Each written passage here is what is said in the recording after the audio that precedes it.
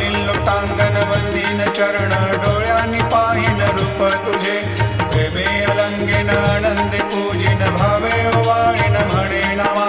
त्वमेव माता पिता त्वमेव त्वमेव बंधु सखा त्वमेव त्वमेव विद्या द्रविणं त्वमेव त्वमेव सर्वं मम देवदेव कायेन वाचा मनसेन्द्रियैर्वा बुद्ध्यात्मना वा प्रकृति स्वभावात् करोमि यद्यत् सकलं परस्मै नारायणायति समर्पयामि अच्युतं केशवं रामनारायणं कृष्णदामोदरं वासुदेवं हरिं श्रीधरं माधवं गोपिकावल्लभं जानकीनायकं रामचन्द्रं भजे हरे